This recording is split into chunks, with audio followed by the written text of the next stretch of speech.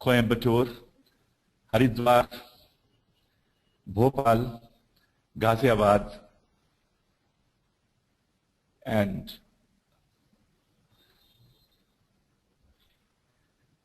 Kolkata. That's it. In August audience, and many more are joining in, and I welcome them as and when they join. My friends, I see from the list that I've got, all of you are senior professionals and owners in your respective organizations. This is a subject which is uppermost at the moment in the window of growth that we are seeing opening up for all of us very soon. My friends, you will all agree, employees are not a plug-and-play component. They are human beings. They are unique. They have their ethos. They have their own competencies and mindsets. And it is not like a package that we receive, open it up, install, commission, and see an output coming as the specifications would be there on the packing list. We are dealing with human beings, and that is why the relevance of this topic, the relevance of this subject, which we will take up in the next 2 hours' time. Friends, during this deliberation, I would be stressing more on the why and the missing links, which ultimately gets us to a situation where we have to speak about motivating, we have to speak about retaining employees. The tools and techniques are available, and they're available now online. You can get the 20 techniques or 101 tools, how to retain employees. But again, as I said, they are human beings, and in each organization having its own ethos and culture, they will behave in a certain unique style, and hence our need to discuss this further. Let me start from the second part of this topic, the too late part. My friends, we are seeing a little frenzy in our business in the very recent past.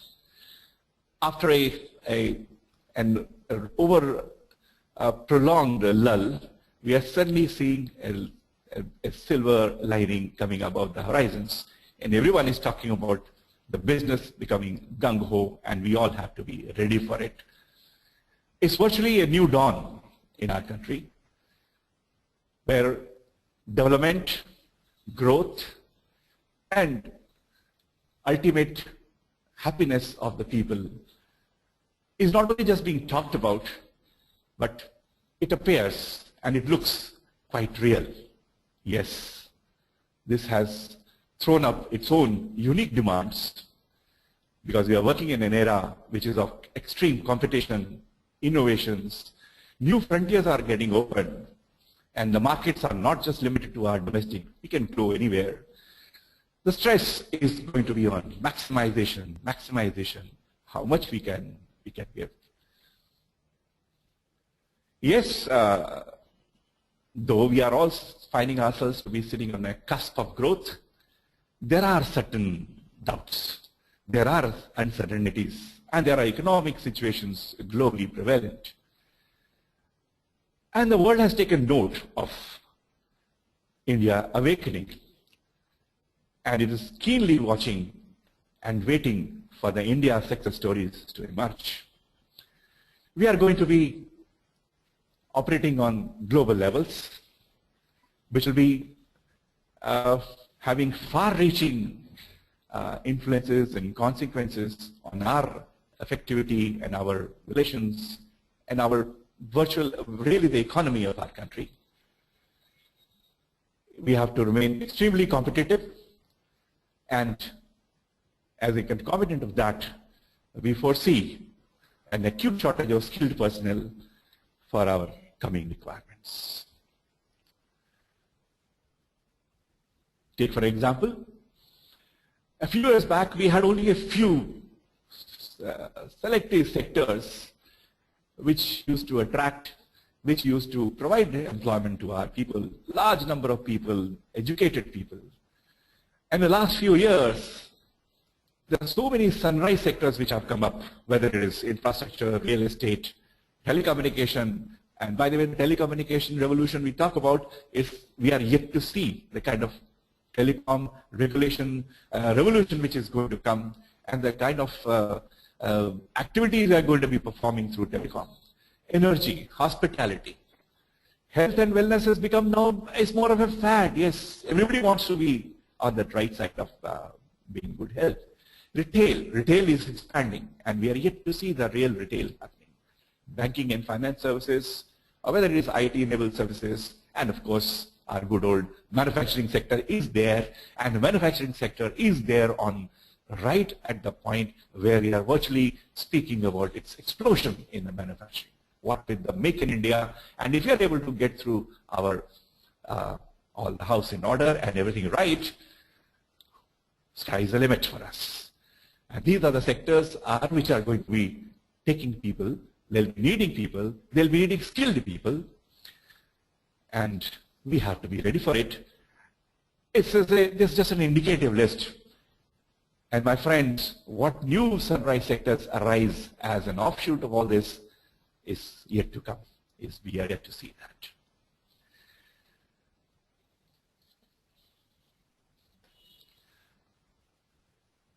Despite knowing all tools and techniques of managerial excellence, and we are seeing there's a plethora of such helps, consultancies, advice available around the corner to improve, to become competitive, to be ready for the new opportunities.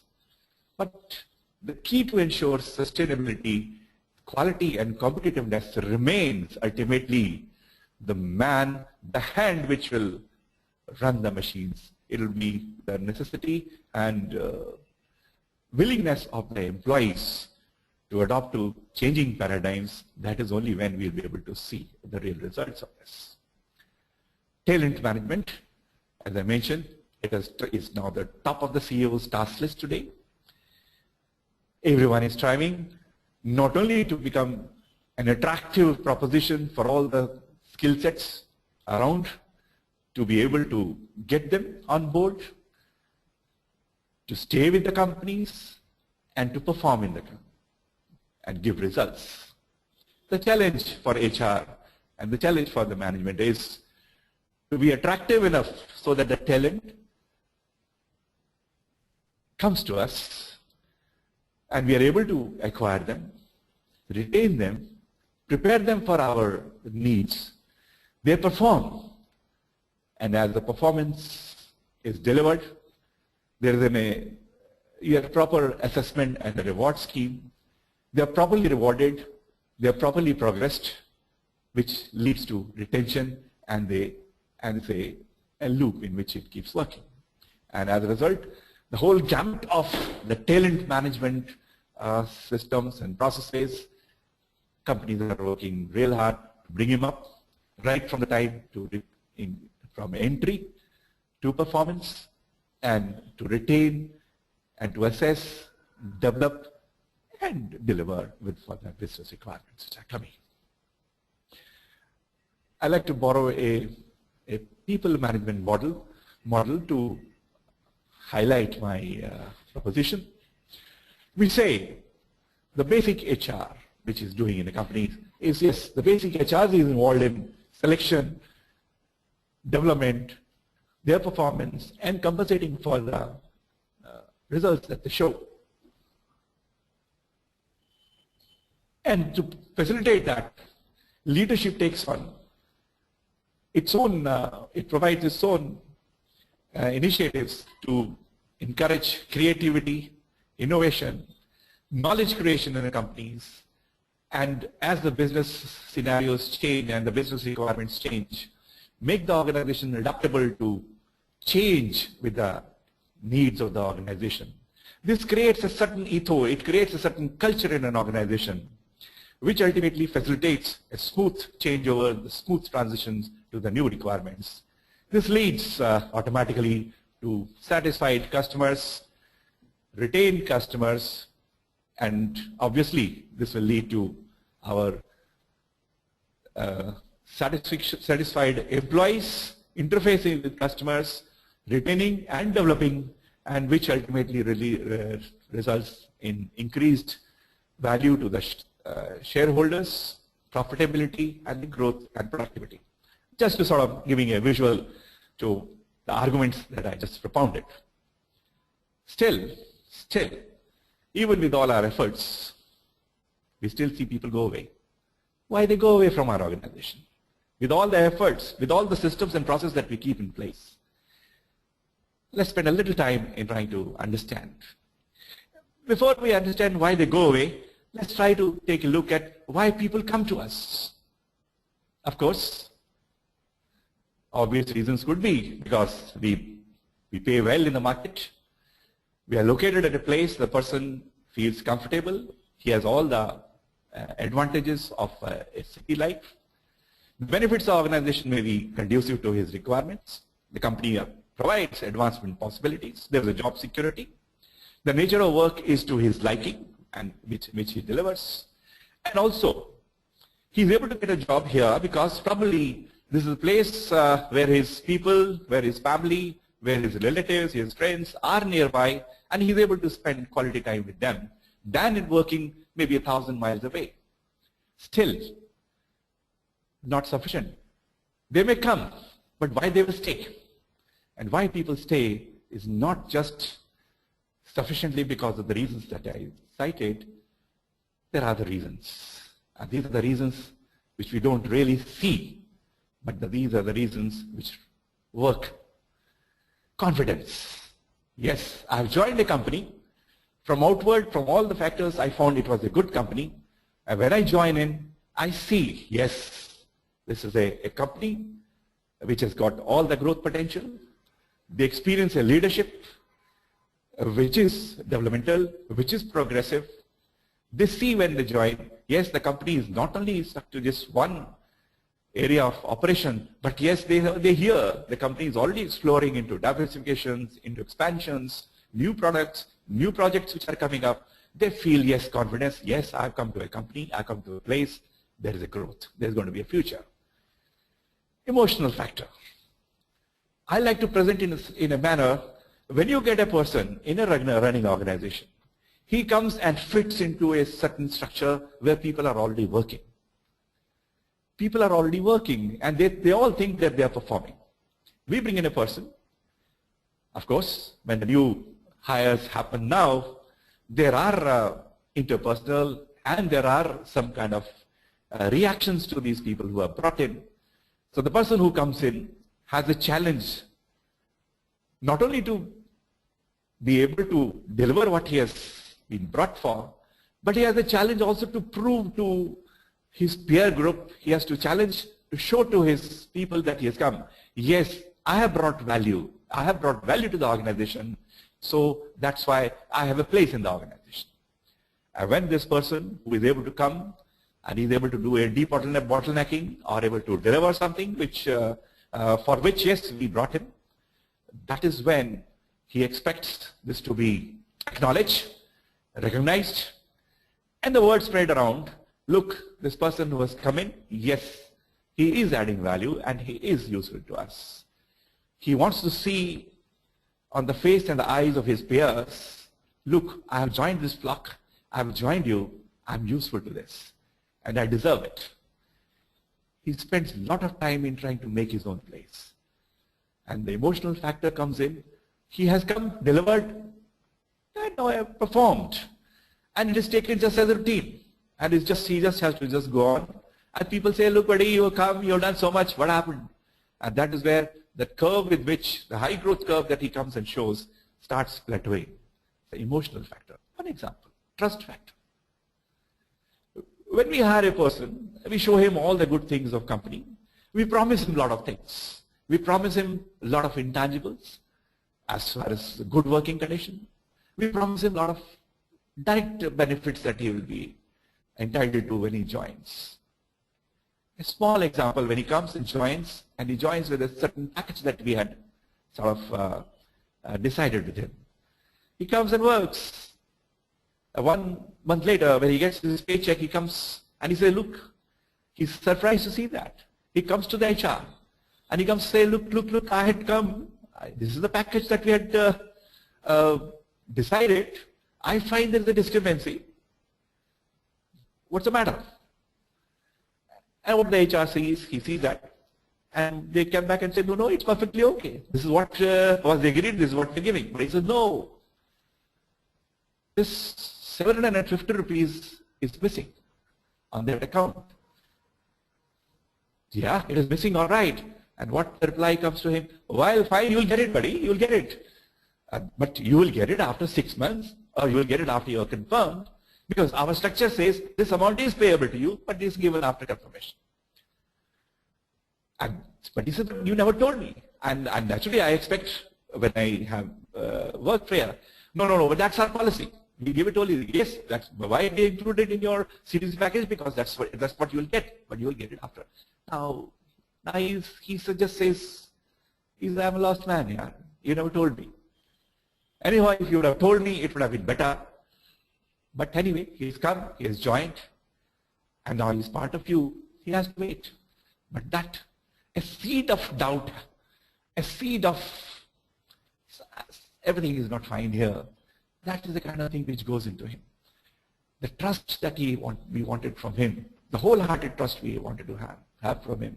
Such small, little, our procedural, our policy-related issues, or maybe in the work also, what we tell him when he's there, if he finds there's a gap, if he finds there's a difference, and if it is not explained beforehand, and if he has to come back and get clarifications, we miss out a little bit on him. Fit man. Everybody has a certain value system. He has a certain ethical way by which he works. And when he comes in and starts working, he likes to see that. But if it is a tangent, if it is total contradiction, he feels disturbed. Have I made a right decision? Still, he stays. But one of the biggest one of the biggest factor which works, which makes a person really comfortable and want to stay, is that he's heard. I've come to this company, you have brought me because I had a certain level of skill set which you wanted in this organization. I have come, I've observed, I'm making my comments, I'm making my suggestions. I say, please try it out, it will make a difference. How much I'm heard? How much I'm being listened to? Or how much at least it's been discussed out, like, okay, let's try, let's do it. And you say, come on, buddy, this is the way it's worked. And you get onto it, listening. If it is not heard, if he's not heard, and if he's not really able to show, because he's here, he's coming with the bundle, he's coming, he wants to exuding with that kind of an ideas which he wants to share, we may convince him, we may share with him, yes, this is a good thing, we can do it, let us do it, you take the ownership, and let's create some ecosystem around it which can work. Let's not just say, oh, come on, this might be happening at your place, but here, you just do the way we are working. And this list can go on. This list can go on. That will decide why he wants to stay with us. He may come for the extraneous lucre and attraction that he sees. It can bring him inside. But whether we can hold him, whether he stay with us, some of these factors work very well. And there are many more which we'll see as we go ahead. My friends, as we talk about this subject, I would like you to just look around what is happening around, what is happening in the world, what is happening in our business scenarios. You see in global, there are paradigm changes which are happening. Population is going up, but the feeling of community has gone down. As the information is increasing, privacy has gone. And the knowledge is going up, there's no mystery. You say something, look, this is something, mind you, he will take not a minute to cross-check what you're saying is right or wrong. And I'm sure, as I share my such programs, open programs, as I'm doing with you, my friends, anything that we discuss or talk, I can see 3 or 4 hands which are quickly cross-checking what is being talked or what else is there. Of course, so mystery is going on. Humanity, it's no more a master-servant days. Now you're getting a new hires. Just see and compare with the kind of new hires that you were taking 15 years back, or maybe 20 years back, or maybe even 10 years back. That Mai-Baap syndrome, that I'm obligated to you, sir, for giving me this job, that loyalty, don't you find there is a change? And the new set of employees who are coming with a certain skill set, they're coming with a certain kind of confidence, they're coming with a certain kind of, they demand a certain way of working. And it's a change which is happening all around. The control that we worked on is now moving to trust. Excuse me, sir, what you told me, I have understood. Now you give me time, I will deliver. And I'll come back to you when it is done. It's no more a question of 9 to 5 or 6 to 2. That yes, you are here, you have to do work. People are more discuss about work life, the more you discuss about joy of working, the joy of life. And as the new generation is becoming aware to the good things of life, the duty concept that we talked about and we used to brandy about is now going to joy. If you are not able to provide an employee with a joyful atmosphere where he really enjoys and he's willing to come and he wants to come, he will select the first place, and the companies are going all out to create such facilities which provide an alternative, which provide, it's not a mundane, drudging kind of a work environment, which gives him more friendly, more open, more bright. Slavery to ownership of work. The entrepreneur bug, which has really bitten all around, and which you are seeing in the premier institutes, people who can be picked up by the best organizations in the world, they are all shunning it to go to entrepreneur activities. So also people who are employees with us, who are working with us, they may be employees, but within their own domain, within their own work areas, the entrepreneurship is there. The feeling is there. And the entrepreneurship feel is such, you just give them an idea, make them first understand what the work is, make them understand what competencies and skills are required, make them realize that you have it, make them know what is required, leave it, and they will deliver. Give them open resources, they will organize and deliver. Competition. We were talking about competition. We are talking about now it is going to mergers. People are collaborating. You are in business. I am in business. Why go and kill? The cake is very large, buddies. The cake is very large. Let's shake hands and come together and we work together. And that's why you're finding so many mergers. You're finding collaborations and people coming on board, because ultimately it's the customer who has to be served, and the pie is too large. The pie is too large for us. Efficiency and expansion. Well, as the green environment, as the ecological sensitivities, we speak more, we hear more about clean manufacturing, we talk about enriching manufacturing. And friends, this has brought about a sea change of effect on our own country. You see within India, and when we see, what you see in the last few years, it has happened. From a timid nation, yes, one of those developing, at certain levels, we were kowtowing to the world powers and things like that. Yes, India has made its place, and from the earlier G8 to G14 to G21, and now for any decision when the global financial institutions have to take, India has to be on the table to take calls. The recent certain developments which happened on the Bali and which is happening now is a result where the superpowers also have had to come down and find a middle way as far as India is concerned. A couple of years back, the nano car, when it came, when it landed on the horizon, kind of ripples it created all over the world. And it was suddenly, an awakening and a realization, here is a country A lot of companies that tried on this car failed. But here is a company which declared, and here is a product which they had declared that they are bringing, and they have really brought it on road, and it is on the road. And very recently, the Mangalyaan, we all know, and when it was there, how everybody got glued and the kind of joy it gave us. We have really gone into a curve. We have gone ahead in that curve. It's given us a pride. It has given us a new energy. It's given us a new enthusiasm in the work. People talk about recessions a few years back, and when we realize that recession is something which bypassed us, and the strength of that confidence was the new retailing, suddenly we had identified the huge customer base which is existing right within our own country, that if we are able to cater to them, if we are able to get them out, fine, we don't need anybody. So, opportunity at the bottom of the pyramid and creating wealth at the bottom of the pyramid.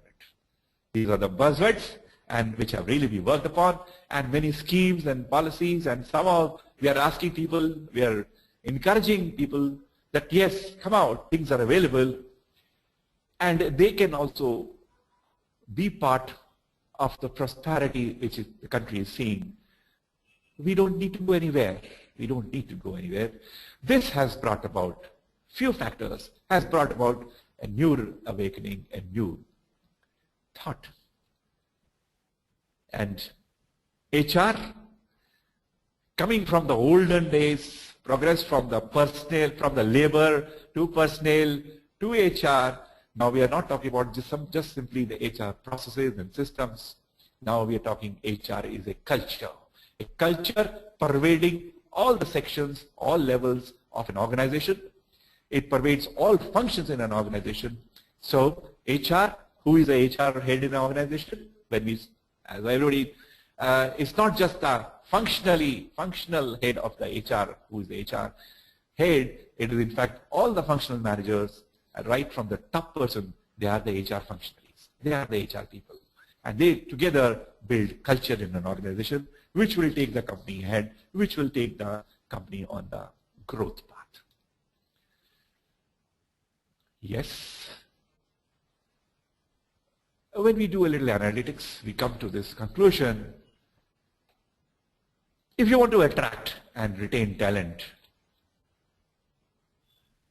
you have to exude certain thing in our air around which a person feels, which he experiences, which, if you break it down, it boils down to something like management maturity, a governance, stability in the organization and the business, a sustained growth, a system-controlled organization where a person is not at the whims and fancies of individuals to give him answers and clarifications, whether relating to his own work or whether he is relating to very relation with the organization as an employee or as a deliverer. Yes, and people feel, they would like to feel empowered because they think they can deliver, and there has to be a transparent and open delegation of work, responsibilities, authorities, and a little freedom of risk-taking. This is what we can have. A professional employee today, when he comes, he feels attracted to an organization. We talk about these things, but let's try to understand. When he is able to identify himself with the goals and aspirations of the organization, and to deliver that, he has a well-defined work environment where what he's been brought for is clear, what he is going to deliver is clear to him, and he gets out of it.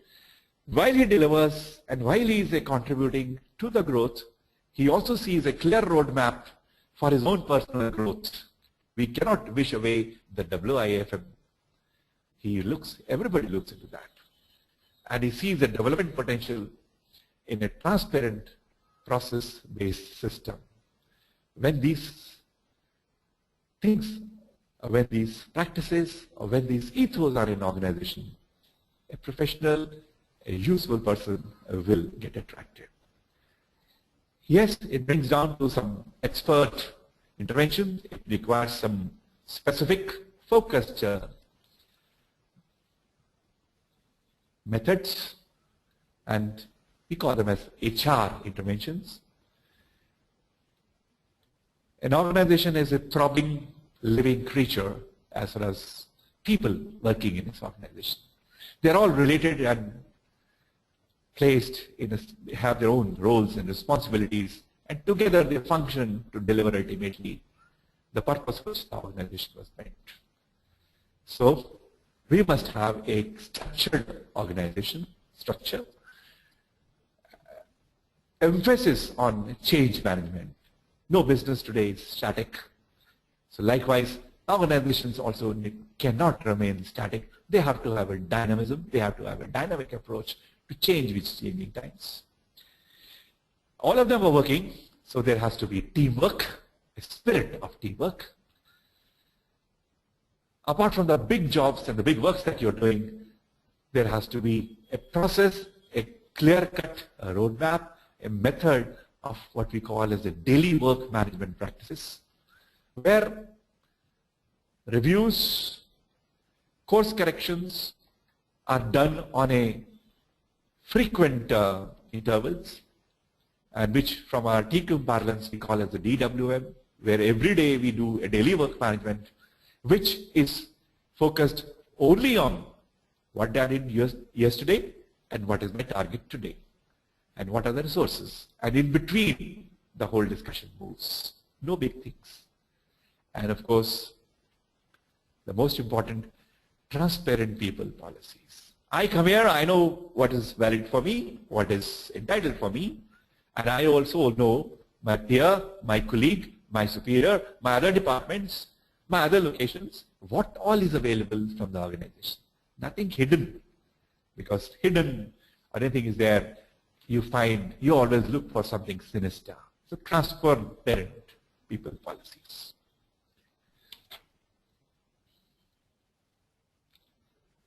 Let us look at some elements of employee engagement.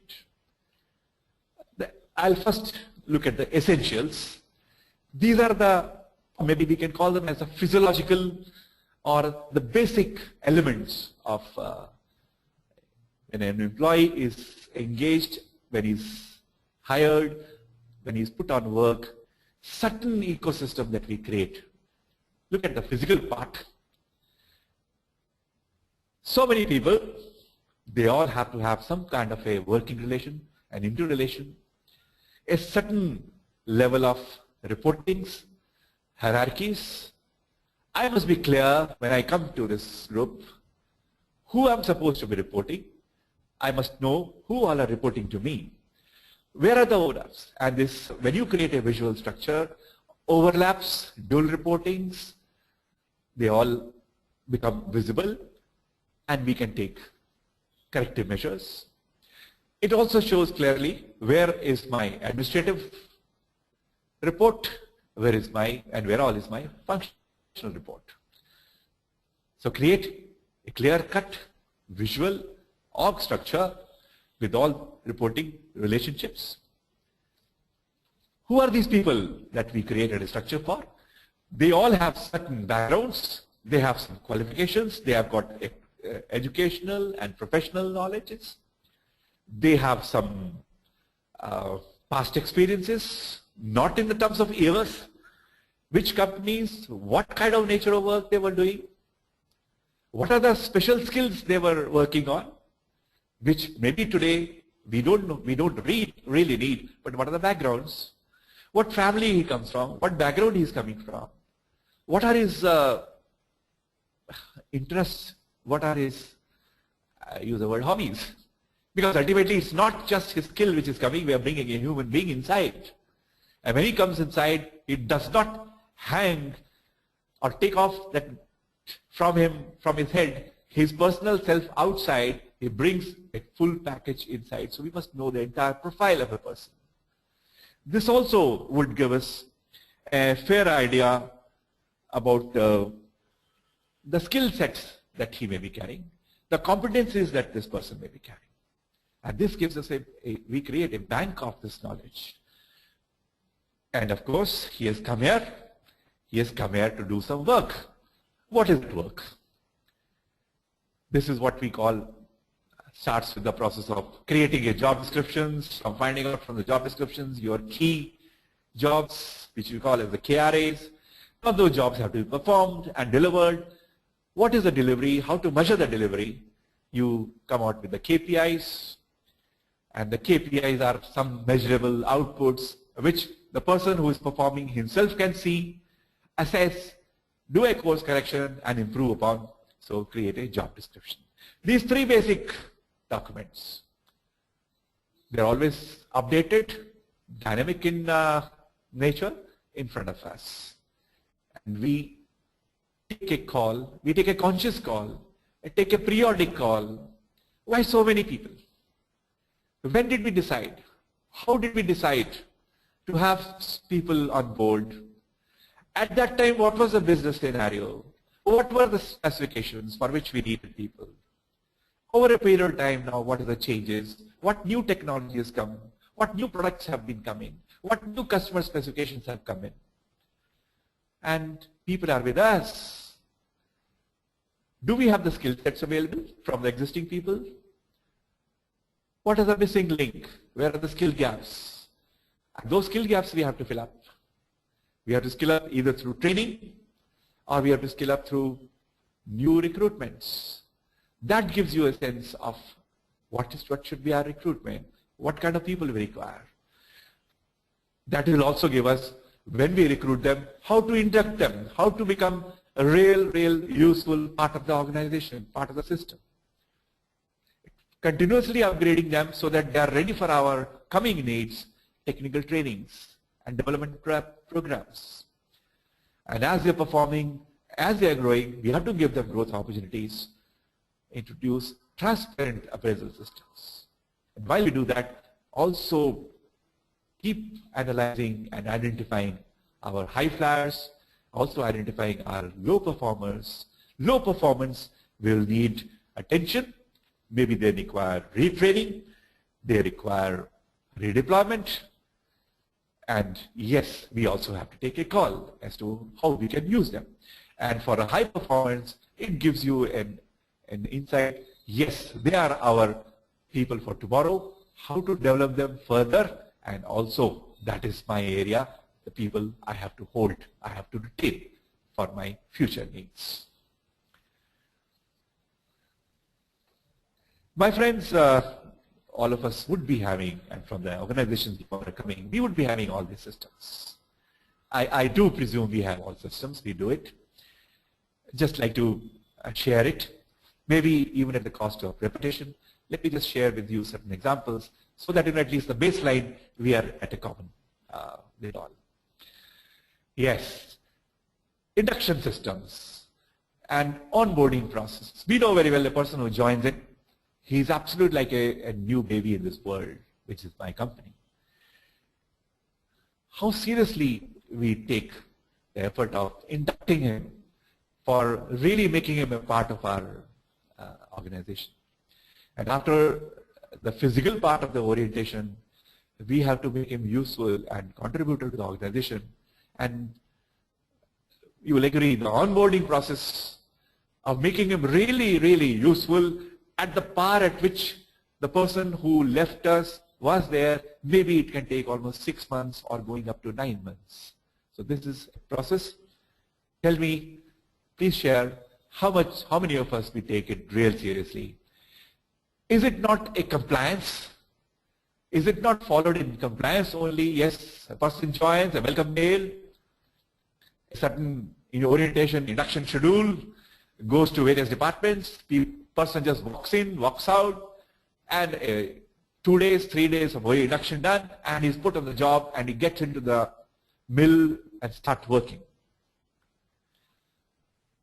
My one submission, my very humble submission, nobody joins an organization to leave the organization. Everybody comes in with full intent, with full forced that I have to come here, I have joined this place, I will show, I know the work which they want me to do, I will deliver my everything, and I will really show that I'm worthy of being selected, worthy of my being part of the organizations with which I've come. What happens? And of course, we have also selected the right person through our recruitment process. What happens in the first, some cases, within the first 15 days, in the first 3 months, and within the same person within the first 6 months? Something goes miss. Something happens on the way. Who's tracking? How is it being tracked? How are we really doing it? These are the few things which is induction and onboarding process can address. Everybody who joins, he joins with, he's promised certain way of working in an organization, which he follows. They all, right from the time how I will come to an organization, how I'll mark my attendance, going up to what are the breaks, what are the leaves, what are the working hours, if I fall sick, what happens, if I have some requirement, what happens, if I have to go and travel, what are the rules. I don't have to really go and ask individuals. Somewhere, these things are available to me, which when the need arises, I go and check on the system and I follow them. This is how we call it system-based, because a written, documented policies relating to a person's employment, it also shows a commitment from an organization. And it also shows us as a responsible employer. And everybody would like to be not just waiting and for answer from you, sir, I have to go. How can I go? Can I use the company's vehicle? Or if I use my own vehicle, if I have to go on tour, what is the process? Everything is available online. You can see and you can check. Physical infrastructure is a must, which we call in our parlance, in our TQ parlance, as starting from, which are the basic requirements of 5 Ys, starting from clean places. Yes, this is again from one of my mentors in this subject. His words, it should be hospital clean from inside. A company should look hospital clean from inside, and it should be a garden green from outside. It should give you pleasure. It should give you place I come, place I work in. I would say very much, sir, it is simply just keeping things neat and clean in order. I feel very happy to be a part of it. I feel it should not look like a dungeon I'm coming in. Things are disarray, things are lying scattered. I'm really spending time in finding things which are where they are, and people are losing tempers and going around that. But yes, give them a proper place to work, to sit and start and operating from. Not, pardon my being a little cynic, companies when the person is joining, they say, okay, abhi to 3 din ka induction hai, you do this induction program, in the meanwhile your place will be ready. Yes, it will be ready for you. Words at some places. Support facilities. Yes, where a person is working, you give him a break. Where does he go for a break? You can't provide a canteen, agreed, if you can't. At least create a small place in your organization, in your premises, where it is neat and clean, where you can just sit, people can sit, have their meals, place where they can wash, they can make a warm food. And this is one company which has created a space because they even created a small table on which people just, you give a break for 30 minutes. But I think we all know the meals can take only 10 minutes to finish. You have about 20 minutes still left with you. Can we not utilize how people at that time just whiling away? Or one example in front of you. Proper places for biological needs.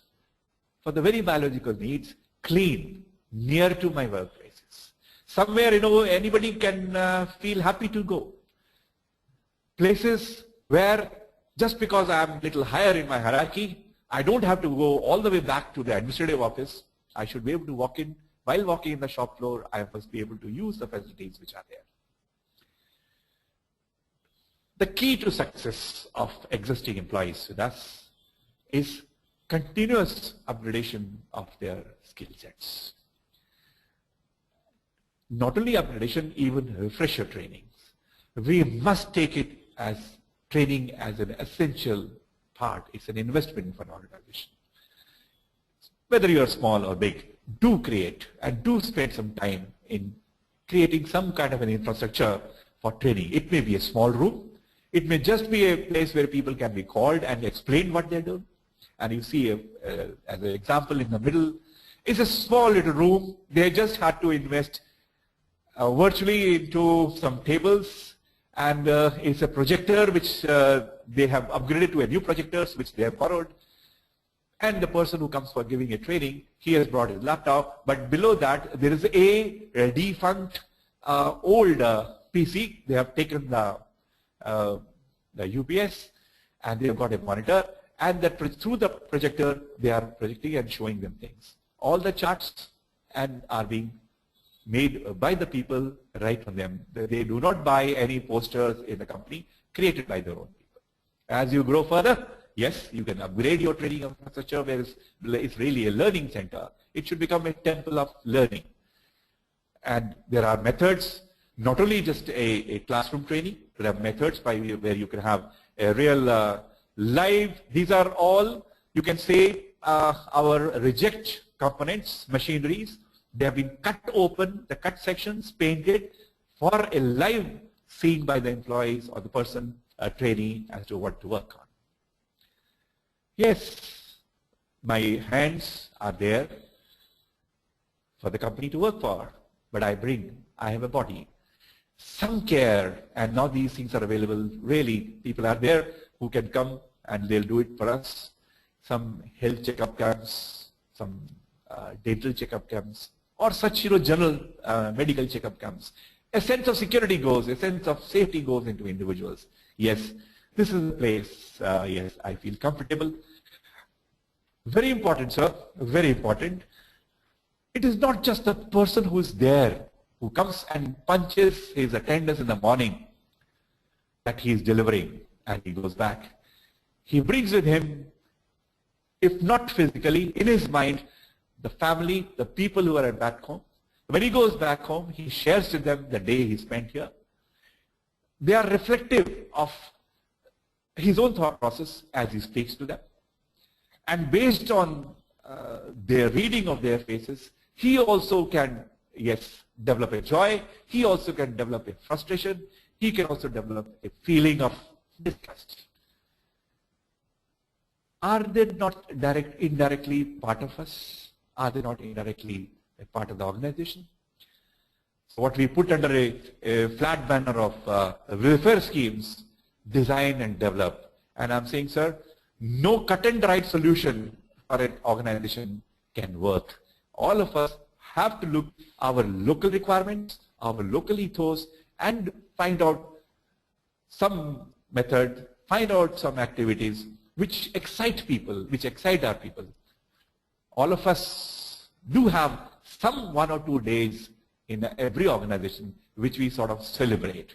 It may be a Founders Day, it may be one of those annual days, or can we not convert that into just a routine, mundane celebration, only limited to the top people, and the rest of the people who are there, they are actually not participating, but they are only a crowd who is just there because, yes, it is there.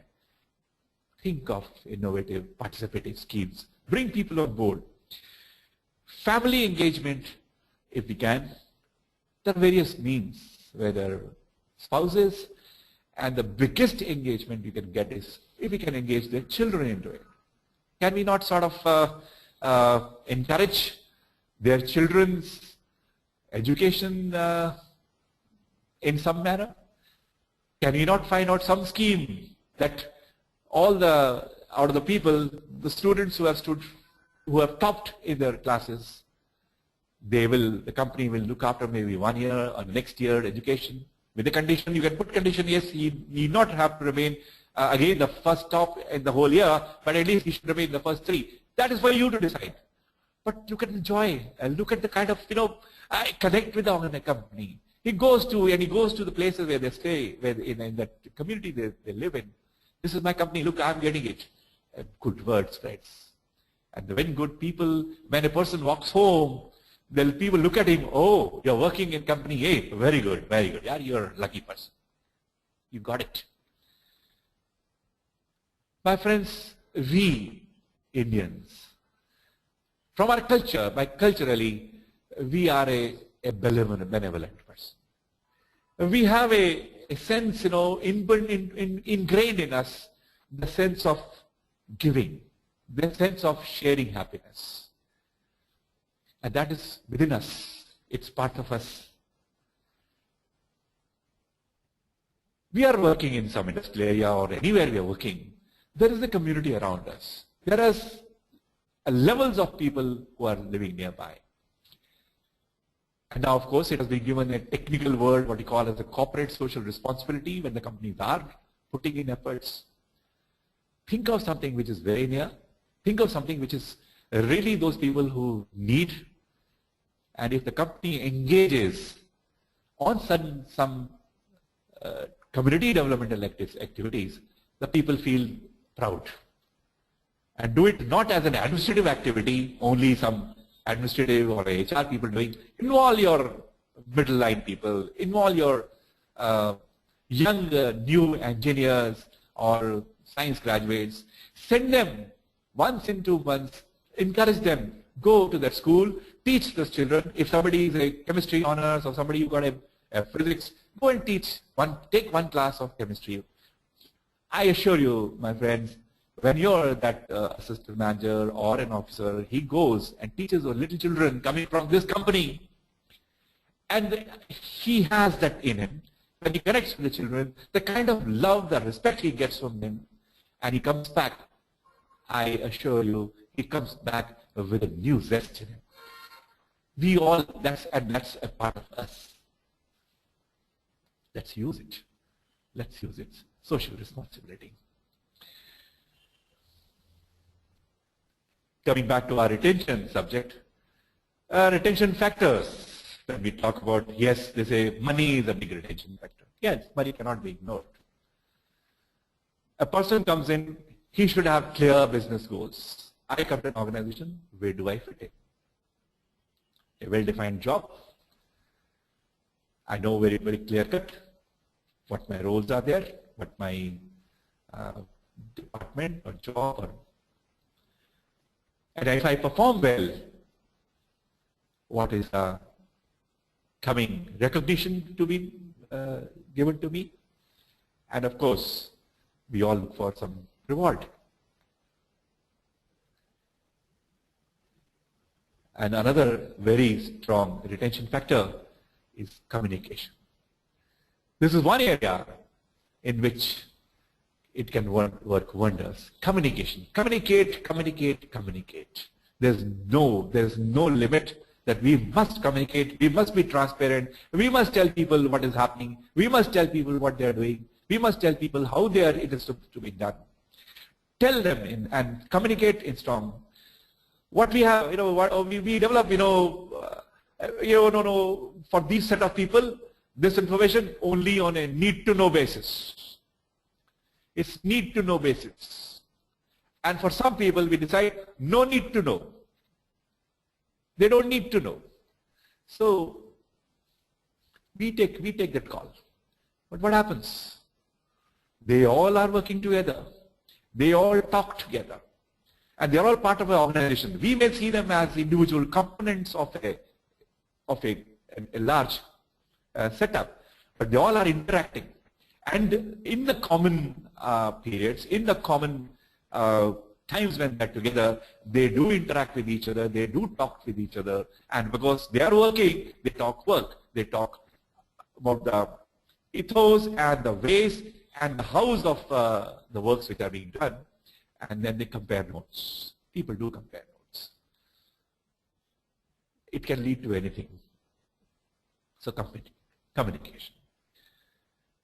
Having assured that we have that physical infrastructure in place, now let's move a little more onto the softer part of retention, motivation. So the people who are there with us, who came on the first day, the bright faces that came in, stays that way and delivers what we want from him and stays on as a useful person with us. It doesn't happen on its own. Retention does not happen on its own. Motivation doesn't happen on its own. There has to be a conscious analysis, looking at the whole picture and see, which way the whole company should be going, which way it is actually going, how people are oriented towards it, how they can bring around, what are their different capabilities, are right people at right jobs. Is it a possibility if I relocate somebody and give them some different assignments, maybe things can get smoothened up? So there is continuous conscious activity to be done on which we develop, we assess not only the performance of an individual, but also the potential that a person carries. Yes, we have got instruments to do that, which we call the performance potential metrics, developed of that. We scale people, we categorize people in that way. We find out, because that will be something which will give us an indication that these sets of people, some inputs are required. What are those inputs which are required? Because retaining key persons is critical, and we want them to stay with us.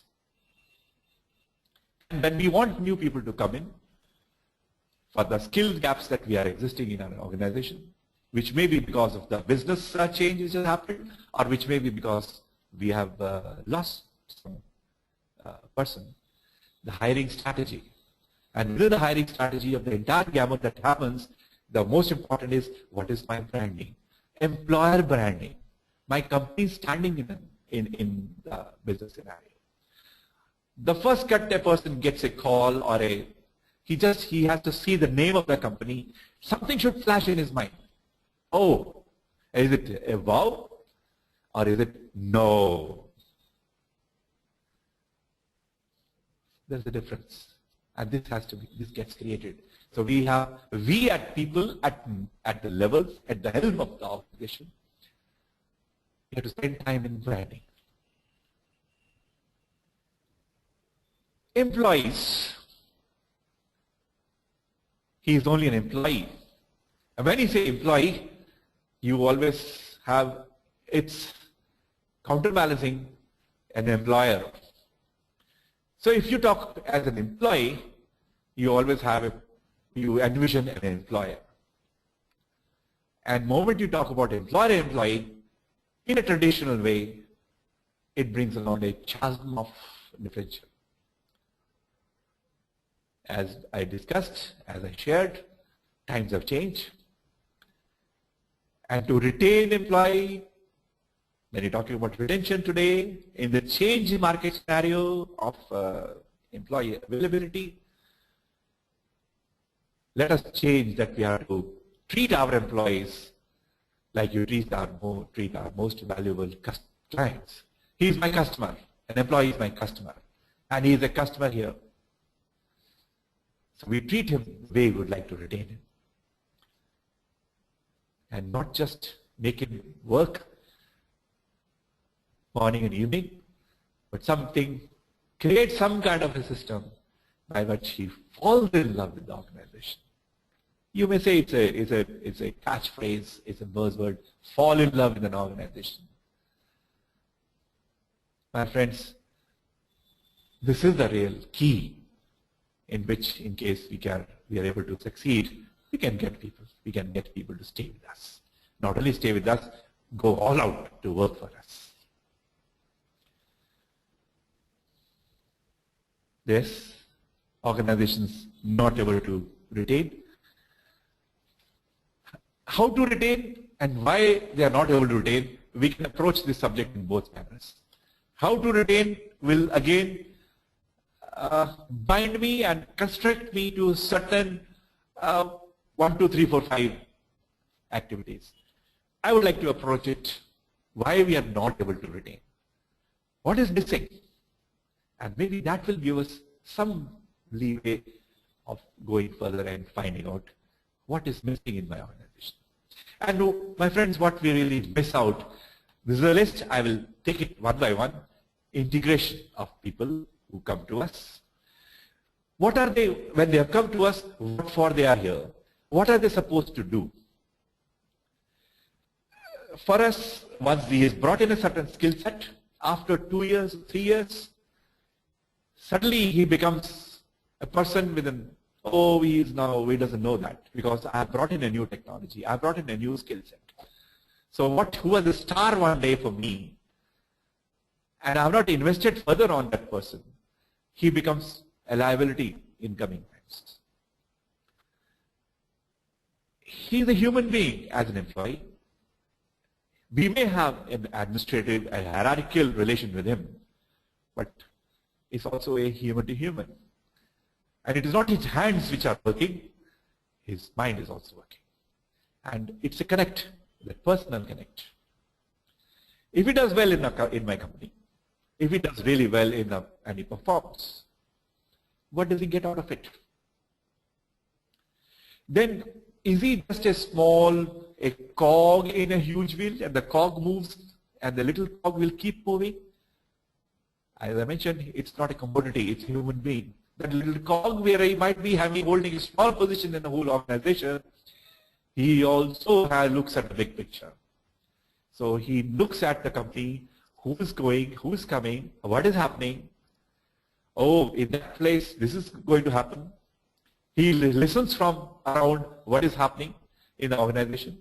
So before he gets it from anywhere else, he should get it right from us. Communication around the total value that is carried. Well, anybody who comes in, yes, he comes with aspirations, he comes with some expectations. There has to be a clear career planning for him. And last point, and pardon me if I'm using this particular line, is the leadership in my company really concerned with retention? Or it is simply a flag boy or a flocking boy, oh, people don't say it, do it, make them stay. How much are they really concerned with retention? I'll take this particular subject a little more in detail.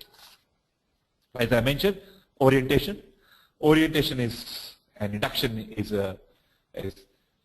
not to be treated as just a compliance. It is a very important and a strategic component of integrating a person into and making him useful for the organization. Invest time in, not only he gets to know people, he just goes and physically sees the facilities,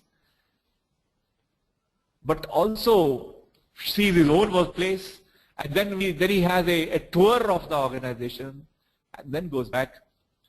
It has to be done in a real spirit. And I repeat, please spend and stress on orientation, spend on onboarding programs.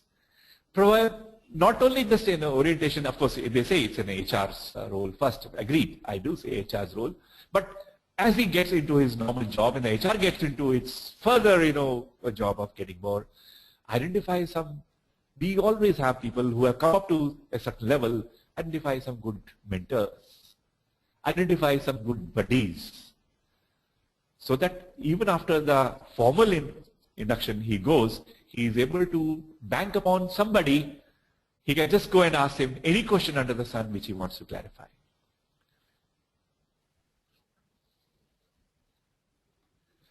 What far has he come in? He has a certain job. He may be having a full job description. He may be given a job description to work on. But what you really expect out of him? What is the delivery that is coming out of him? We expect him to work, and we work here on a day-to-day basis. The total expectation communication, it has to be done right at the onset, right at the beginning. Expectation communication, availability of resources to deliver, and the communication is two-way to assess from him his ability to deliver what we expect him to deliver. Any gaps in that, if they are real, we fill it up.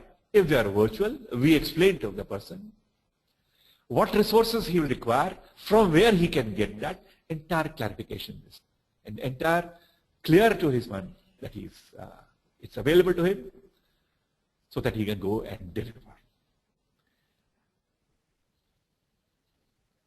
Similarly, we may have people who may not be stars today, but they have potentials. Can we work around them, work around their capabilities, delivering them some exclusive targets to achieve, and turn them around so that they also have an achievement motivation, which makes them, propels them to become stars one day. We all have our values of the organization. We have a mission to the organization. Well, fine, it's there. It's maybe the first 2 pages of an HR manual, or it may be on a wall near a reception or somewhere in the corridors. How much a person really aligns with that? Because when he's aligned with that, he knows the purpose for which he is here. His purpose is not micro, my delivery for today. He also has a look at a macro purpose for which he has a part of the organization. Training and development, as I mentioned, it's become now a fancy, we have a training system, we have a training process. So a full training and development department or section with people who manning them, training budgets are there, the T&I formats are there, from appraisal it is culled out, a training calendar is prepared, then the training is conducted, there is also a feedback form, and that is everything is tabulated and MIS, everything, fine. Fine. What is the effectivity? What is the return on investment? And the investment here is initiative on the training. How much of the training imparted to an individual where we were able to put it back in work? That is it. Once the training is over, when the feedback is over, when the report is over, when the person has gone back to his work, where is that connect thereafter? Where is really an assessment thereafter, effectivity and his usefulness of the training? I say, we are all, we have a culture, we like to learn, we like to learn new things. The Gyan and the Guru and new knowledge, all things, excite us. We do that. But it should add value to my overall career goals. And that is where attrition, the first point of attrition comes. When we send a person out to a fancy training program, he acquires higher knowledge and he comes back to us. He's fully excited and bubbling with new ideas, and we goes back and we say, all right, you submit a report, we will see what we can be done. And then he becomes a day, 2, 3, he becomes again a cog which he was earlier. That new learning, the new excitement, the new skill that he has brought, are we ready to absorb it? And once we absorb it, are we ready to acknowledge that it's because of your new contribution it has come in? Just look at the amount of satisfaction, contentment of the person's new initiative. You have won it. You have won it. But somebody else is watching outside, and they need a certain skill set that we have invested in. We are not using him. So he just quietly picks him up and takes him away and pays him for the new knowledge that he has got. And what do we end up saying? Oh, it's what training? We train people and they go away. We train people, they go away. We are not running a training school. Sorry, but these are the kind of statements that you get to hear. Training, my friends, is an investment. It's a real investment, not a cost. And when you say it's an investment, it has to have an ROI attached to it. So any training activity done, it should have what is the return? What is the payback? What is the value addition it has done to my company? There are methods to do it. There's a system available. For example, an ISO 10015 is a systematic training plan. You don't have to get a certification, really have to get a certification for this, but you would just pick up, follow the method which is laid down in ISO 10015. It leads you to ROI. It leads you to a satisfying training programs.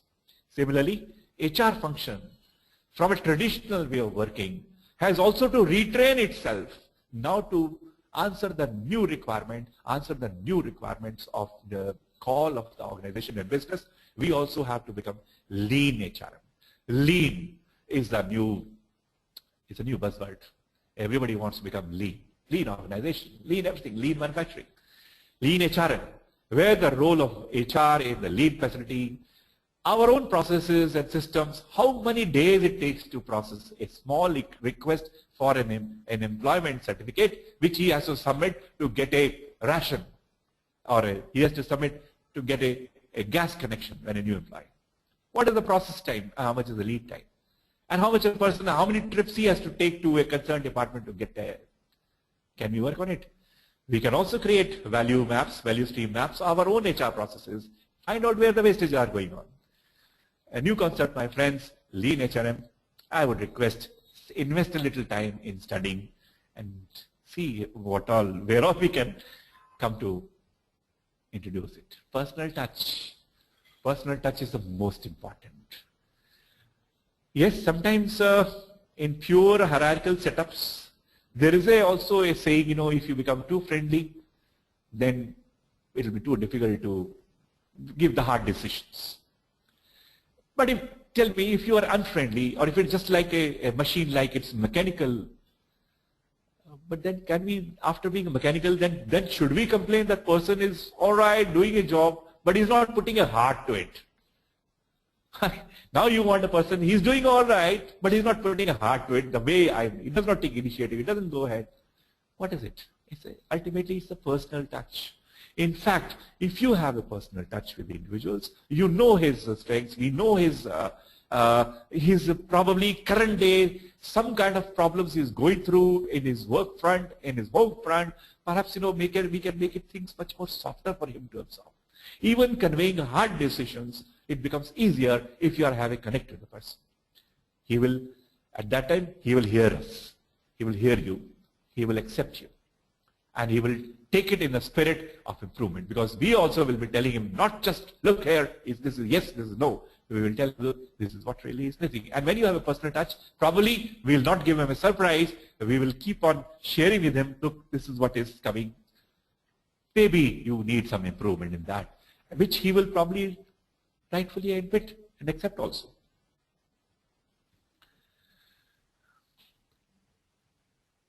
Can I make a very casual remark?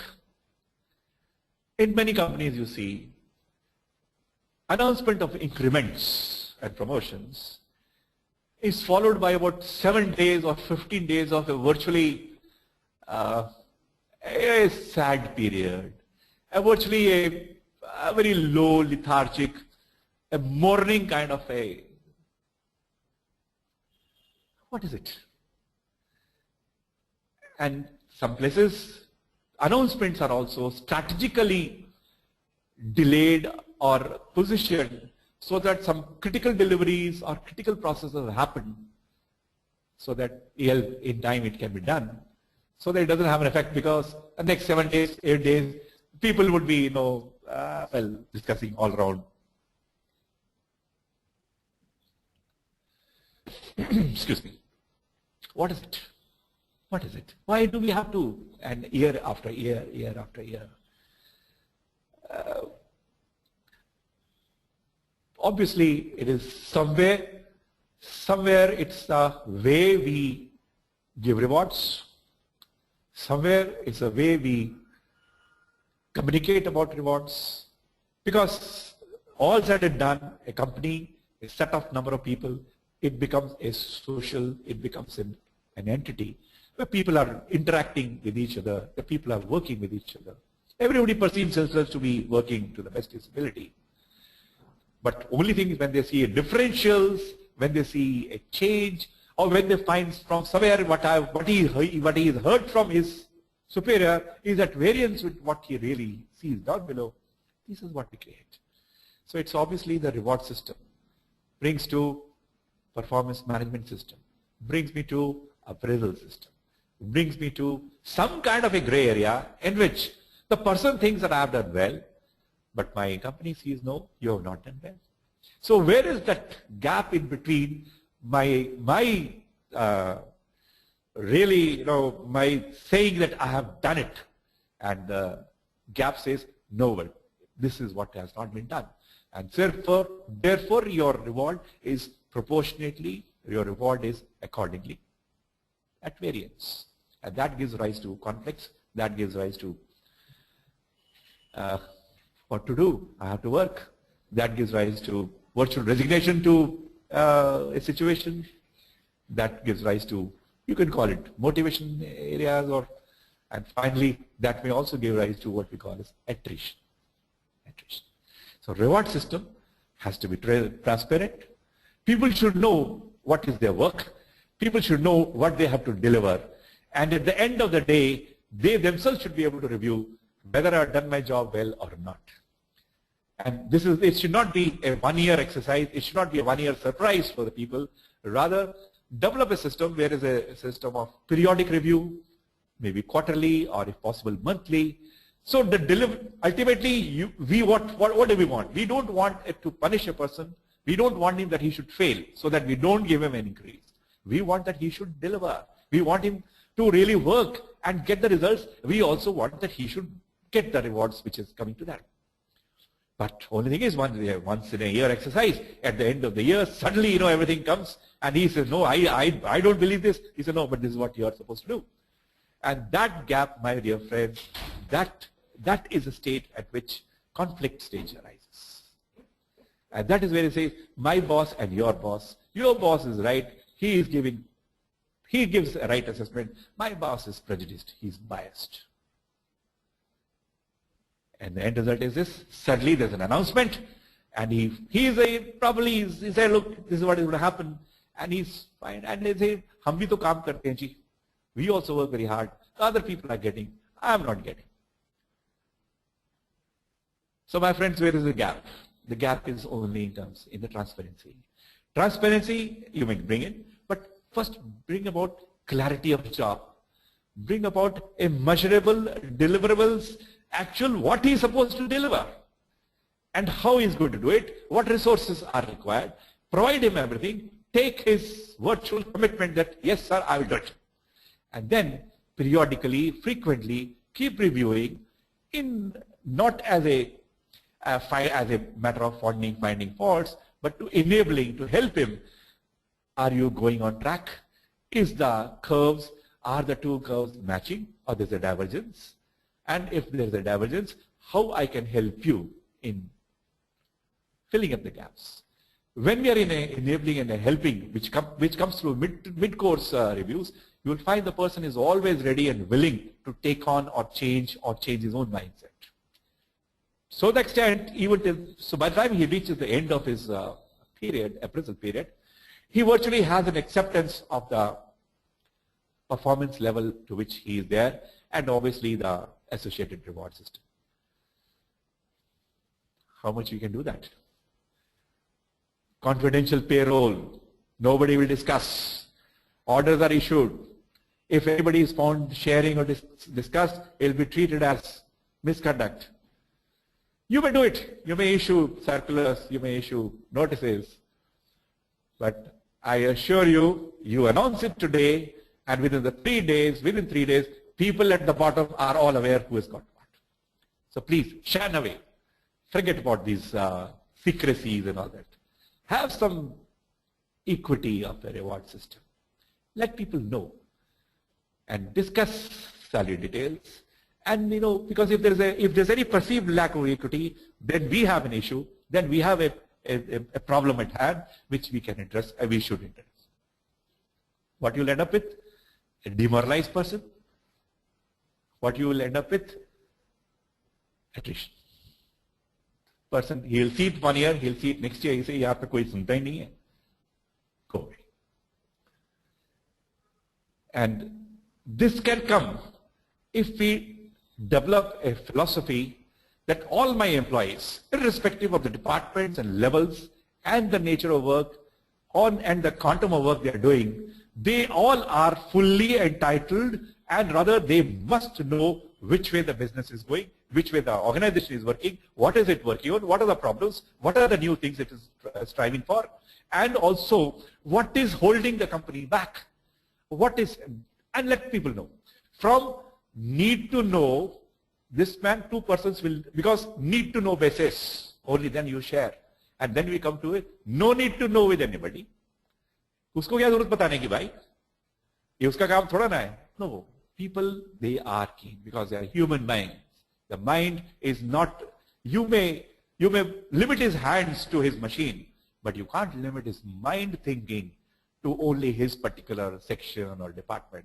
It looks around. So communication around total value. And that also gives you a brand.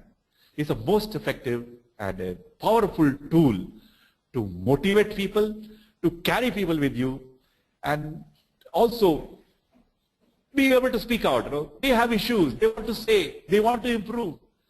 They are ready to share with you, but they are stopped. They are stopped from the barrier we create in between. Do your job. So communication, two-way communication. Listen what they want. Because at the very heart of everything, communicate. The person is at the heart of everything. He is not a peripheral object because his mind is a peripheral. I am paying for his hands. I am paying for his skill. The skill he may have, but he will use the skill only if he wants to use the skill. If he doesn't want to use the skill, if he is not motivated to use the skill, what purpose it has? I hope you will agree. Do that, communicate, and let them have a feeling that yes, I am feeling of being there. I am part of this. I have come to you. I have joined you. You have brought me at a certain negotiated, which I expected, which you could give, somewhere in between. You have brought me inside. Fine, I have come to you. But it's not static. My aspirations are not static. They change with times. They rise with change. It's all dynamic. Okay, I've come in, but I see the organization chart. I see the whole structure. Where do I go? From this thing, if I work hard, if I work well, and if I'm working the way that you all want me to work for, where do I go from here? A clear-cut progression chart, a clear-cut how it can go, where he can go, and what resources he requires that he can proceed. As I mentioned, mentoring. Identify some people who are really with us, who have been with us, and also who are actually with us, who have full knowledge about across all spectrums as mentors. They are virtually role models. Let people have access to them. Let them go and share with them, and let them get a feel how we can give, what all competencies are required, I should gain more so that I can move to certain levels which I want to go. Give them a career path. Give them a career planning. If hold small pockets of people, share with them not just what they're doing every day, but what they can do tomorrow, what they can be equipped for tomorrow, what additional skills, what additional knowledge that they should garner so that they are there for tomorrow. Pardon my saying this, and as I mentioned in the overall list, when I say leadership, I mean it. How much of the leadership is really concerned with attrition? People are going away. Critical people are leaving. How much are you really bothered about it? Instead of, are we into just blame game? Are we into only firefighting? Or are we really spending quality time in trying to find out why this person has gone from here? I come across companies where, oh no, we do track. And how do they track? Exit interview. And how do they do exit interview? There's a performer, which an employee fills up. It gives reasons. Certain reasons it may give. Only one. I said, how you ensure that it is filled up correctly? He said, no. Because the person is like, no, his full and final settlement is done only after he submits an exit interview. Fine. So why should I give a feedback which is useful to the organization but may be painful to somebody? Because I want to get my clarification. I want to get my clearances from here. It is a formality. It is a compliance. Okay, even if it is a compliance, I'll go one step deeper. Even where it is just compliance, there also it is not taken up seriously for really in a joint leadership forum as to, okay, let's take 5 people left. What are the reasons which are given? Listed reasons may be projected for common viewing. When they are projected, the 6 or 7, your core management, when they sit together, they add to the reasons which are mentioned, and that is where the real reason of a person leaving would come.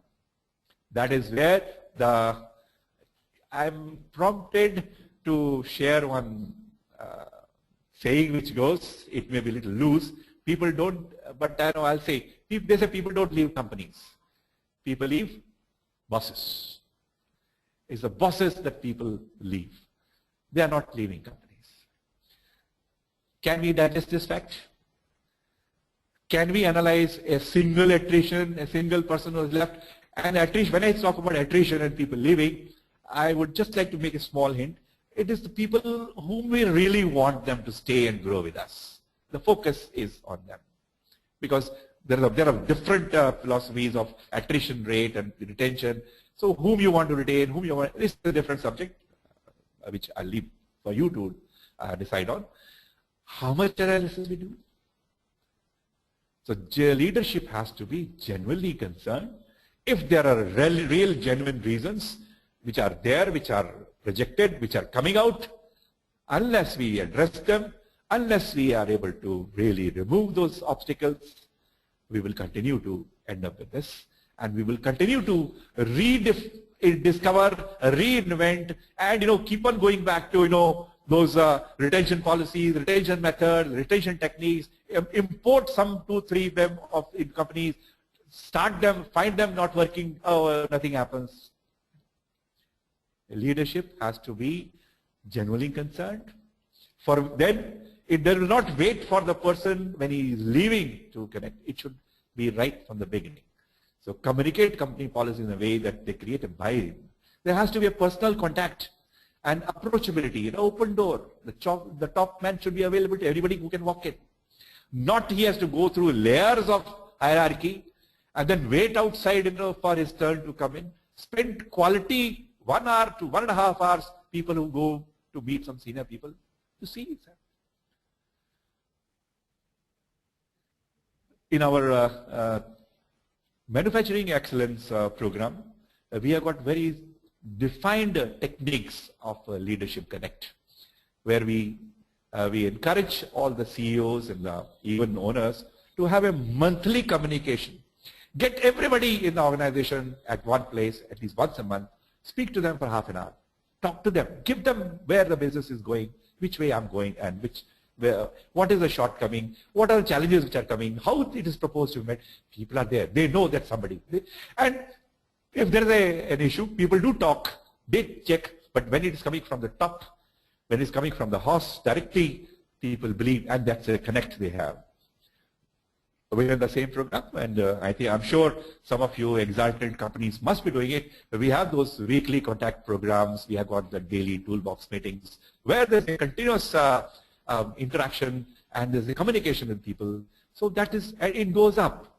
And when the top person is speaking directly to maybe 500 people collected in the ground somewhere, and he's addressing them, look, this is 1 month the company has, this is the way it is going. These are some challenges, but we are working hard to overcome, and we will deliver in the next month, and we need, our combined efforts will take it forward. Mind you, people do join a company by name, whatever name it is, but people also see the face behind the company. People are always aware of the face behind the company. They are aware and they see. And that's where my first slide about the trust factor, the belief that the leadership, the owner, or whoever is at the helm of affairs, they feel confident, they have trust in the leadership capability of the person. So that is when they feel, they hear, that trust develops. Retention is an offshoot. It is a byproduct of this.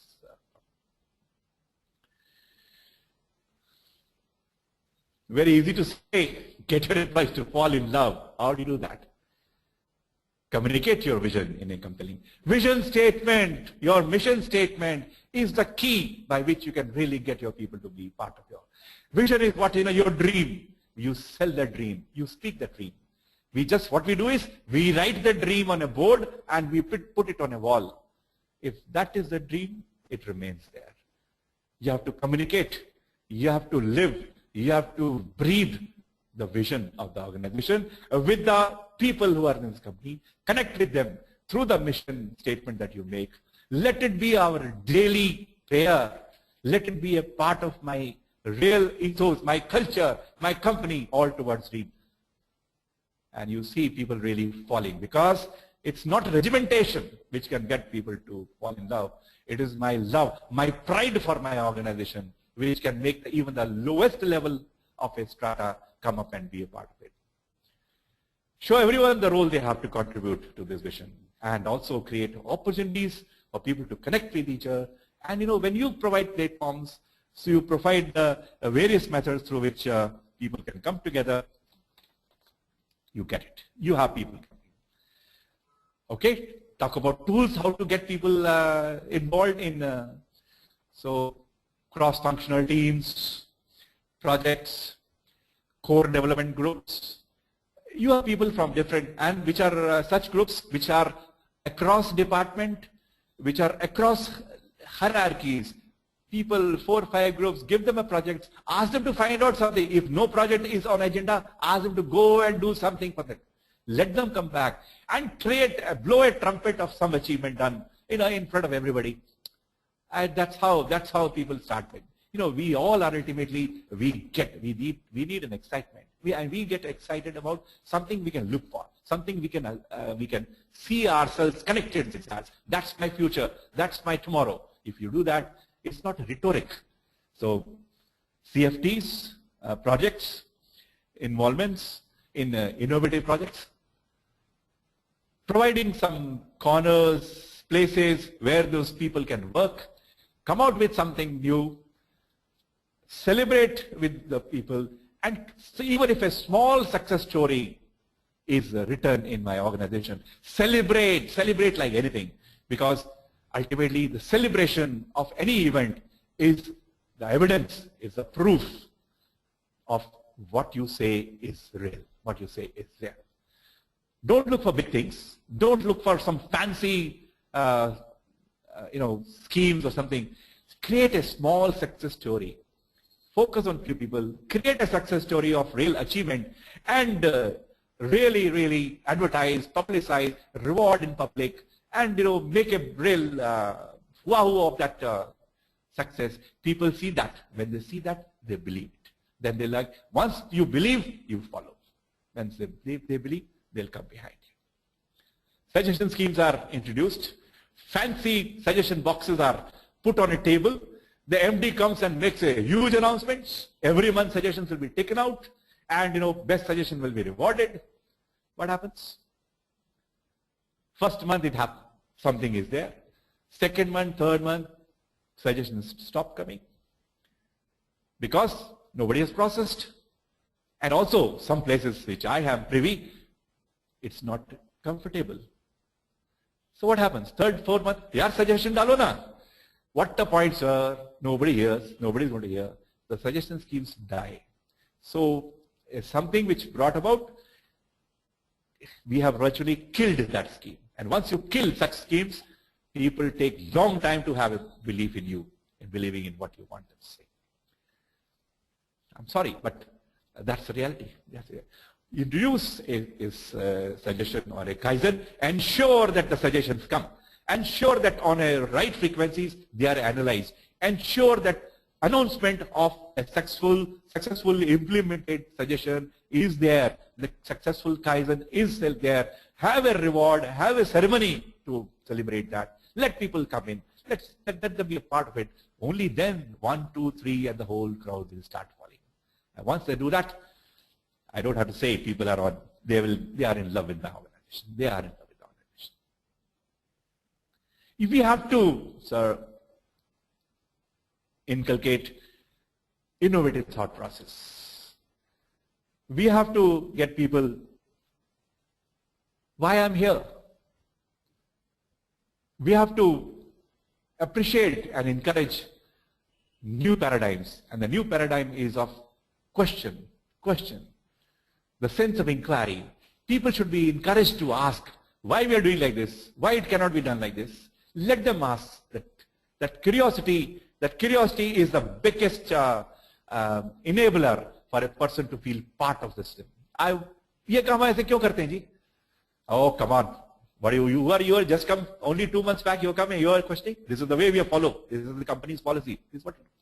And I will not stay here, but I think it's a very common which everybody must be getting in forwards. I'm reminded of that very popular story, which is nowadays a very popular forwards, which talks about those 5 monkeys in a cage with a ladder and a banana.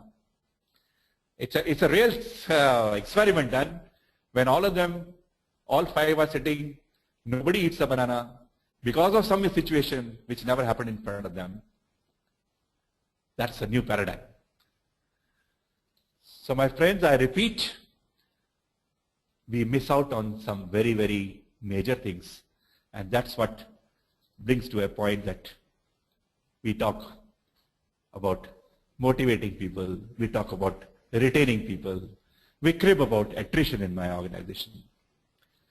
And spend some time, give some thought to what is in them, which I shared just now. A little bit of statistics I'll mention here. This was a study done by SHRM, study, a very recent one. And they have also concluded that the impact of recognition on employee engagement ROI is great. They found that employee engagement tops the list of HR challenges. And the traditional PMS acts as a DAG, the traditional, that's once in a year. You need more feedback mechanism, midterm reviews, they actually get people more aligned to your work. And recognition programs, they fill the feedback appreciation gaps. And also it develops effective managers. The managers also become a part of this process wherein people engagement are there. They are able to connect with their subordinates even in a better manner. So, we talk a lot about cost of replacement. We talk about cost of replacement. There are direct costs and there are indirect costs. People talk about ballpark figures. When you replace an employee, it is almost equivalent to 1 year's CTC when a person really becomes effective. Right? You can call it 1 year, you may call it 9 months. That is when actually he starts giving value. There are direct costs. There are also indirect or costs which are there, which we don't see, but that's the loss the company takes, which the loss in the end. When you say about direct cost, well, I'm just giving you to maybe, because we all talk about what is the attrition figure in my company. We will speak of some figures. That is a subject itself is a broad, it's a gray area. When you talk about attrition, what do you mean attrition? Total employees left, some employees left, some employees left out. I mean, but yes, there is but having said that, rate is besides. You have got direct costs.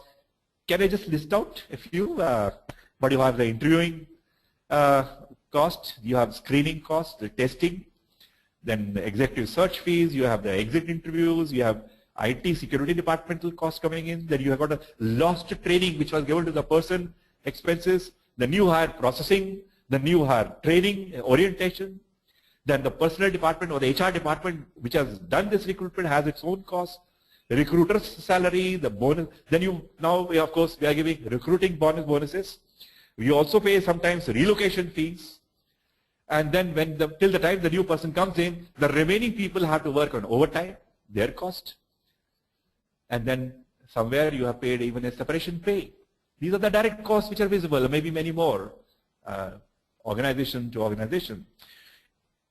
Do you also quantify the delay in services and production because of the critical key person not being there now, leading to dissatisfied customers?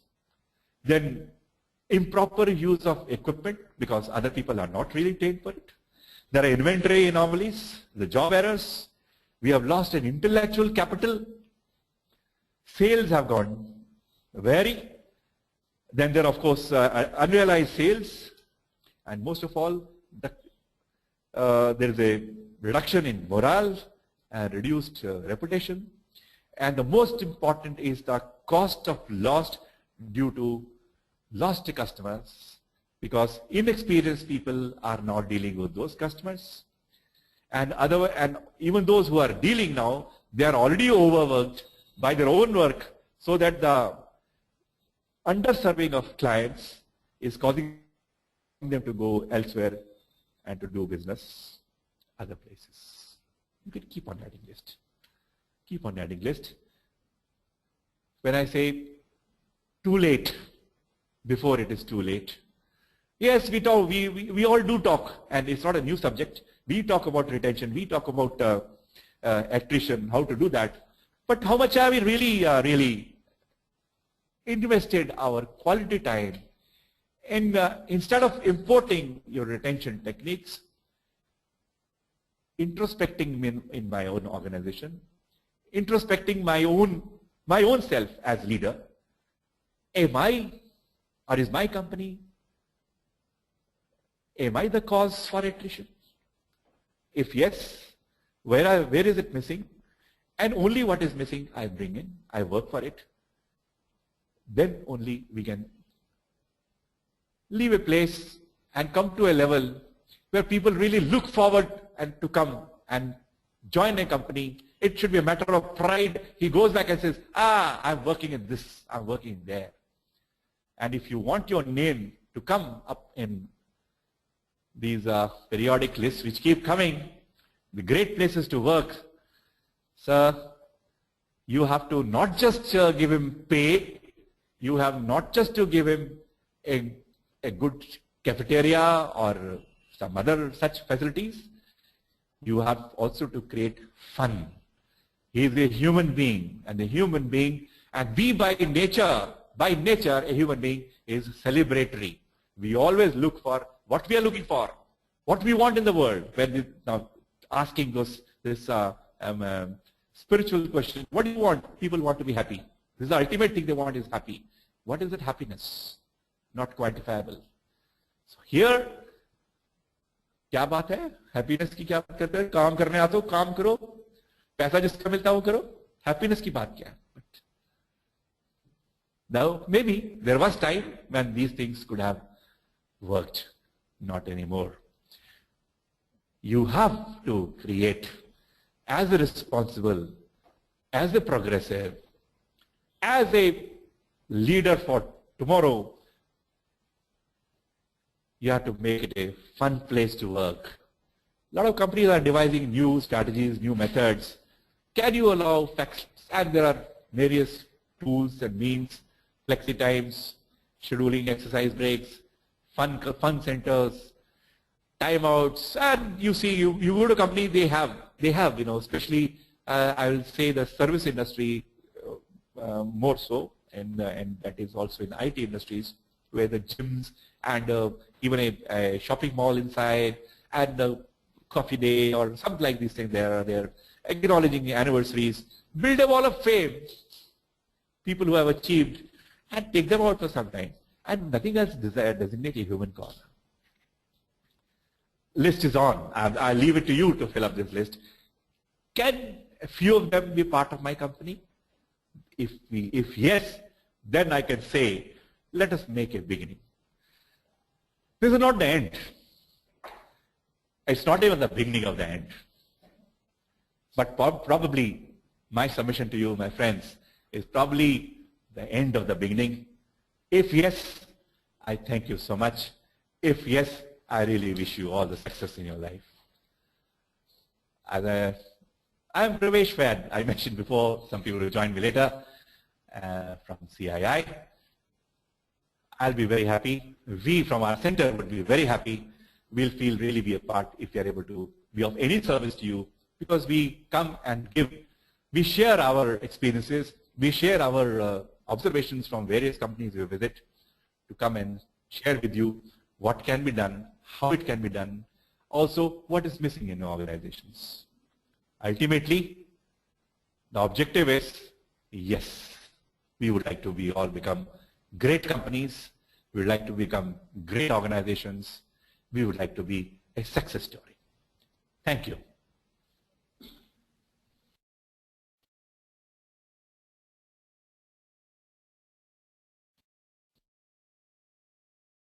Long till now, I had the privilege of just speaking, but surely my contact is there with you. I'm always available. But right now it's a one-way traffic. You can write in a query. I will take it down and try to answer right now. And if it is a specific one, probably we can have a contact on that.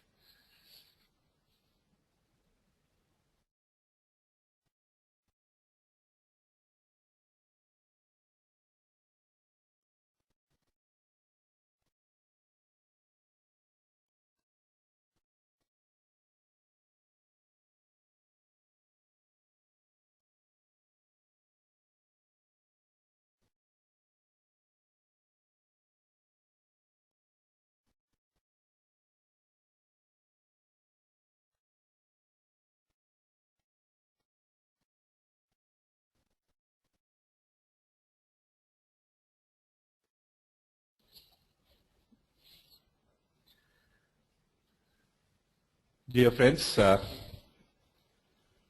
we visit several companies as part of our assignments, and I feel privileged to be working on this CII organization, where so many companies, in fact all the companies in India are part of it. We get opportunity to interact and relate with them, share the best practices, and we give you a bouquet of options and alternatives which companies have followed and succeeded. We leave it to you to choose whichever is the best flower, the best color of the flower which you think will be useful to you, and take it on.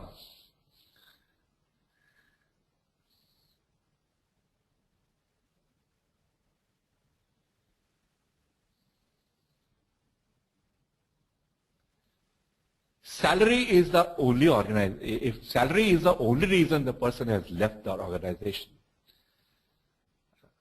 See, there is a salary, or the money is the basic component. It is the basic component. For at very initial startup levels, that is why you carry out salary surveys, you carry out the area surveys, and compensation and benefit analysis is done. You cannot hire a person at a figure which is less than the norm. This is period. This is done. If you want to get talent, you want to get really good people, you have to match, rather you have to better the norm which is existing in the area. True, you can say we are paying, but moment he comes, within 3 months somebody else pays some X money, he goes away. Attrition level at the entry levels is higher, because there the money is the major criteria which brings, and any substantial change or difference in money can be a trigger for them to change. As we move a little higher in the hierarchy, it is not just the money only. Once the basic, what you call as the pyramidal, the bottom money level has reached, it is the experience of the work which also starts counting. So it is, experience means the company, the standing of the organization where you're working, the kind of work you're doing, the kind of work environment you're working, the kind of other non-financial benefits that an employee gets by working in a certain city or an area or a place. The very fact that he introduces himself with the company in which he's working, and he's able to get some way in the community he lives, in the kind of maybe his own school children who are to be admitted. Oh, you're working for them? Fine, very good. These are the things which come, yes. But the salary would remain a component. Yes, initially at very entry stages, we have found money plays a very catalytic, very quick catalyst to make people change. But as they mature and graduate into a level where they start understanding the working in the organization, when they start understanding the organization per se, when they get an understanding of the business players which are in the area, that is where the selection, the choosing will become, oh no, I want to work in this company, I want to work in that company. That is where, if you are able to get him, is a methods which you can have. But let me assure, as we get people in the higher skill sets, money may play a role, but there are other factors which hold people. And as I mentioned, each company, each unit has its own, you have got a strong points, you have got own strengths. You have to just find out what are those strengths, the strengths internally, the strengths externally, exploit them. Exploit them for better. Exploit them in the sense, publicize them. When a person who is joining you itself, maybe at the outset you can say, look, we are paying this much. Tomorrow somebody will pay, but this is the experience, this is the kind of staying, this is the identification you get with us, is something, which really, we are very happy to welcome you, be a part of our family, exalted family like this. You are playing, you have to work on their minds. I hope, Varun, this is there, but yes, there we can take it further. Mr. Dhanpal, how to train our HR team in the MSME sector. First of all, thank you very much. You are stating that how to train an HR team in the MSME sector. I'm saying thank you because at least you are saying, rather you are projecting the need to have an HR team in an SME sector. And generally, it's we find, and which we have now, it's another area in which we are really trying to work on. The SME needs HR even more than the larger organization. When I talk about HR, I don't really mean an HR manager or some high-flying HR professional. I'm saying the HR culture in SME is all the more necessary if it wants to become a success story for tomorrow. Usually what we find is a generalist who is in a company, a small company, a generalist who takes on the job of, he's an admin guy, and he starts looking after the time of his function, and which is mostly compliances and only attendance and payroll. And we say, look, and we suddenly re-christian him as an HR man. And we say, yeah, he's an HR. And I'm sure, Mr. Dhanpal, you will agree, HR is, as I mentioned, it is not just a process, HR is in culture. Can I take the liberty of saying, Mr. Dhanpal, the HR team that you mentioned, the head of that team is Mr. Dhanpal himself. And I would like you to take on that role of the leader of the HR team, be the mentor, and then what you feel, what you think is the HR should be in your organization. Get one or two persons, whoever is working right now on that HR platform for your company, whether in terms of compliances or whether in terms of only payroll or things like that, or creating just administrative functions, you take the lead, sir, and then tell them what is required. Of course, how to train our HR team in the MSME sector, per se, if it is to be taken, they have to be sensitized that they are not looking at just plain numbers in the company. They are not looking at the employment numbers or serials or names in the company. They have to look at the human aspect of the people behind them. Over a period of time, a group of persons have been engaged. They are all positioned in certain manners. They are working to deliver whatever you are expecting them to deliver. But are they aware of the kind of people they have got? And the kind of people would be not out of simple assessments done over annually that you done. The kind of mindset the people have got, the kind of skill sets those people have got, the kind of the enthusiasm those people can have, and also the kind of demotivated and depression and the frustration the people have. Are they giving you information? Are they giving you their analysis attached to the individuals in your organization? If yes, then they are working on that HR platform. If they are able to give you, sir, these are the requirements of the organization, but to meet these requirements, our people and so is though performing this activity, but he does not have the capability. We need to give him some inputs. We have to develop him, or maybe we have to hire somebody to fill up that particular call. I think this is the HR which your team would require.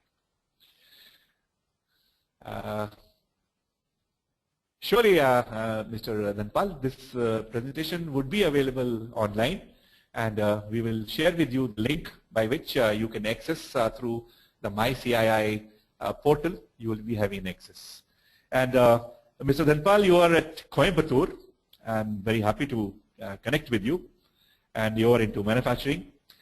At your level, sir, I'm sorry, I told you, I called you the HR head, but I'll still say, sir, I deem it, I mean it, sir. You at the helm, you are the person, when you converted your idea into action, the first thing that you did, you hired somebody. You were the HR person. You put on the HR hat at that time. Don't take it away, sir. You wear it. And when you wear it and talk to your people, your question gets answered, how to train my HR team.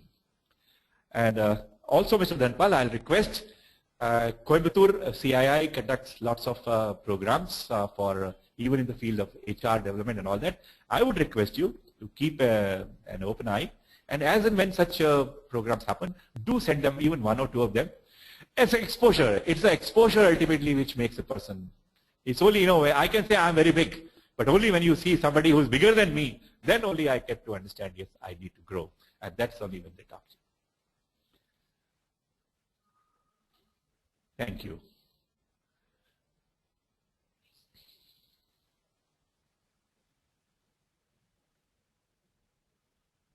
And very soon, Mr. Dhanpal, I will make it up. I have noted your contents. Very soon we are conducting a program very near you at Madurai. This is again on HR, and within the HR, one of the very important things that an SME needs, you are there, and all the rest of the people are all reporting to you, and they are performing themselves. You as a helm need now quality time for development of business. But, and I'm sorry, maybe not applicable to your place, but SMEs levels, the owner sector, the owner levels, they have no time available to look at development. They have no time to look for new technologies, new customers, even the availability of cheaper finances. These are the areas in which, in fact, your quality time should be spent. It can happen only when people down below, the team below you, works in tandem and delivers what you are really looking for. And this requires what we call in our language, succession planning. You have to plan within your group of, as many number of people you might be having, who ultimately, or how many of 2 or 3 of them together can run your organization, even if you're abroad, even if you're not available to them for 1 week, they are able to run the organization. Gradually, you delegate your routine activities to them and ask them also to develop people below them so that there is a leadership pipeline right from bottom coming up. It will not only take your day-to-day activities, also it will safeguard you from any attrition. If any key person happens to leave you, you are secured. So very soon, Mr. Dhanpal, because you asked, and to my other friends who are there, this is a program we are conducting in Madurai very shortly, and we will be making this announcement. And I'll make it. I'll particularly. I will share details of this program with you, with all of you people who are here, all of my friends. I will definitely share with you. And I would request. It's my humble request. Even if you're an SME, at least geographically nearby, if any such thing is happening, don't shy away from sending. Don't shy away from sending.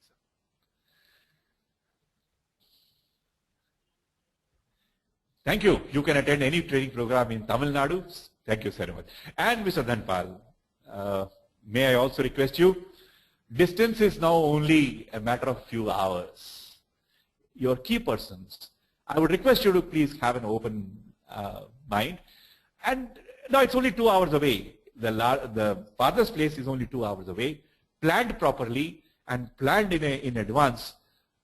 Don't take it as cost. It's an extreme investment. It's a very useful investment.